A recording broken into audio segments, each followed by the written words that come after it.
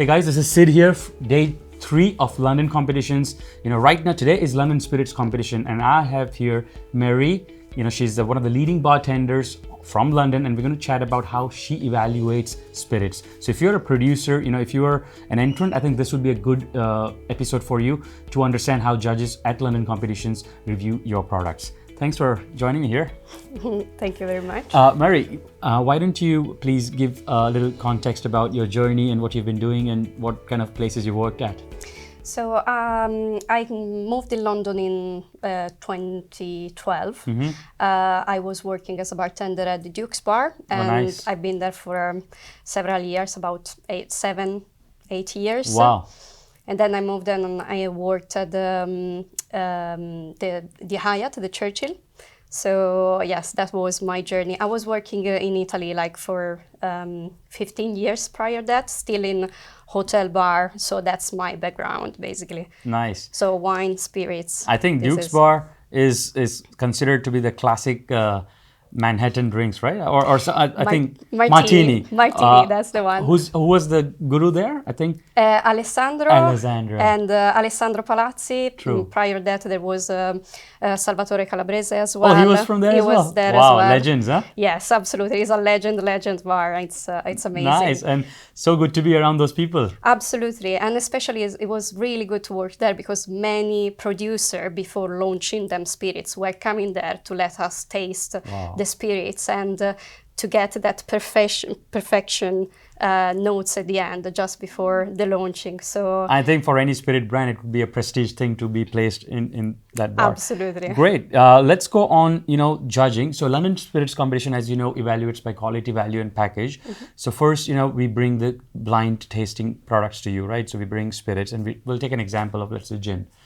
So what is your process of just judging the quality part of it?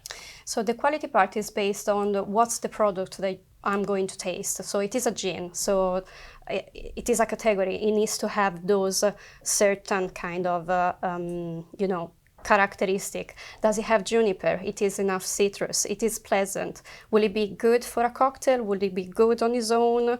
Will it be good chilled? Not chilled? So this is the whole process. So it will be a whole, a 360, kind of evaluation. And then, of course, you need to put aside your bartending, your own judgments, and look at with a customer eye. So, or palate, so let's say. Yeah. So, an inexperienced palate, how will it perceive this drink that I'm, this gin or this, vodka or... And also, it will depend also, like, will it be good for a global market? Different countries perceive a cognac or a gin with different kind of, let's say, not taste note, but judgments. True. So what you expect from a gin. Yep. So it's different from a person from London, which maybe will think of a classic juniper style, while the Spanish will go maybe more on the citrus and a lot of flavor notes. That's true. So this is something that you had to take with you when you are doing a blind tasting. So the more generic and the more ticks it gets, the more broader it is, that is a good thing? Absolutely. Okay. All right, now let's go on. The second thing that you do now is look at the price, right? And then you give the value score. So how are you thinking that? Of course, being from this side of the bar, I know what's the process for a spirits to be produced and what's the base cost, basically. Also depending from the country and the shipping costs. So you need to take in account all of those stages, and then you will understand what's the base for a spirits to be priced as that. True. And then you go and increase and see why it has been, maybe the bottle is... I think that's a very good point you made, because an example is if someone is really making great high quality crafted product, then for sure it's going to cost a little bit more compared, especially in whiskeys, right, where you have to age. I mean, you just can't, it's not like vodka or any other, so the cost actually can be more to make, right? Exactly. So you are considering that as well. Absolutely. Which is great. Yeah. It is something really important, and you have to. But also like also the shipping costs. Like of course in London, let's say a gin coming from South Africa will be maybe more pricey than a London gin made. So because of course there is a travel. I think it's good to see from that way. I've never understood. I mean, first time I'm hearing this way, because you normally judge, one normally sees price and then how great the liquid is on that price and then finishes, right? But you're paying attention to the cost, which is good, because then you're being fair. You know that guy still just added 20%, not like 80% markup, right? Exactly. Yeah. Understood. So I think this is very important to be a true and honest judge. Those are important value. Let's go. So basically, quality and value is done, and now you get to see the package. What are your reactions? What happens? Some of the brands you already know. Yeah. To be honest, that's the trickiest part for me, because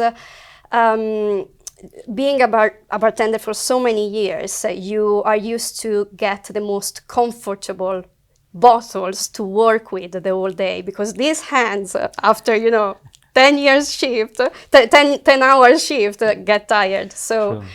So that side is a little bit trickier, but I try to feel and to be like a customer going into a shop and look at the shelves into a shop. So what will be more attractive to me? What will I do with the bottles at home? Will it be, I don't know, nice to have it on the shelf at home? Yep. Will it be nice to display it at a party at home with my friends?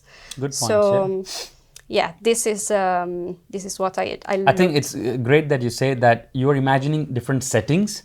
Like when you're having a Sunday brunch, it's placed on your coffee table, how it's going to look as well, plus on the shelf. So overall, you're going through that whole journey. Yes, this is. I think spirits are the things that are able to take you in a journey, just sitting on a comfortable sofa. Great. When you're switching flights from gin to, let's say now you're going in whiskeys or tequilas, how do you reset your palate? Well, I generally take a few deep breaths just to take the air out, and I sip several sips of water, and then I breathe in and out for a couple of times, and then again I'm starting to think, knowing the spirits, I'm starting to think, okay, whiskey, this is how it's supposed to look, taste, smell, and then I'll go there. But it's literally the mindset which is at the base of everything. So this is how.